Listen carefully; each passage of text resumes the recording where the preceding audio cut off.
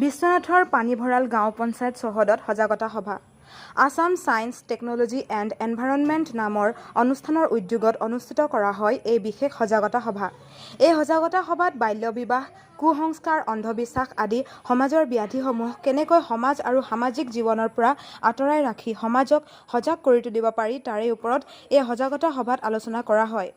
প্ৰায় শতাধিক লোকৰ উপস্থিতিত এই সজাগতা সভা সম্পন্ন হয়। লগতে উপস্থিত সকলো ব্যক্তিকে বিনামূলীয়া স্বাস্থ্য পৰীক্ষাও কৰা হয়।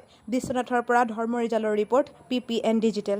Assam science technology and environmental council তেখেতসকলে অসমৰ বিভিন্ন প্ৰান্তত আমাৰ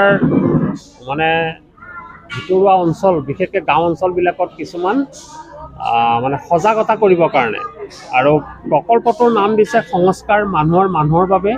ইয়াৰ ভিতৰত মহিলাৰ স্বাস্থ্য, শিশুৰ বিষয়ে, ডাইনী হত্যা, তাৰপিছত সাপে কামোৰা, বাল্য বিবাহ, ইয়াৰ পৰা মানুহৰ কি কেনেকৈ সাৱধানতা অৱলম্বন কৰিব লাগে আৰু কিছুমান ক্ষেত্ৰত আমি সজাগ হ'ব লাগে, সেই বিষয়সমূহ আমি সজাগ কৰিবৰ কাৰণে আমি বিভিন্ন অঞ্চলত এইদৰে সজাগতা সভা আয়োজন কৰিছোঁ আৰু তাত আমি চিকিৎসকক মতাই আনি তেখেতসকলে সেই স্বাস্থ্য বা যিখিনি চিকিৎসাৰ ব্যৱস্থা কৰিব লাগে সেইখিনি কৰাইছোঁ। আৰু আমি বাকী বাল্য বিবাহ বা উৰা বাতৰি এনেকুৱাখিনি আমি মহিলাৰ স্বাস্থ্য এইখিনি আমি তেওঁলোকক কেনেকৈ কি কৰিব লাগে এইখিনি তেখেতসকলক সজাগ কৰি দিছোঁ।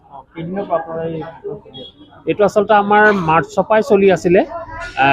প্ৰথম 4টা আমি শেষ কৰিলোঁ আৰু এতিয়া আমাক আৰু 4টা কৰিব দিছে। এই 4টাৰ আজি প্ৰথম আৰু 3টা আমি এইকেইদিনৰ ভিতৰতে পাতি আছোঁ। চাহ বাগিচা অঞ্চল, চাপৰি অঞ্চল, তেনেকৈ বা XT গাৰ্ডেন এৰিয়া, য'ত এইবিলাক ঘটনা ঘটি থাকে ভিতৰুৱা অঞ্চলত।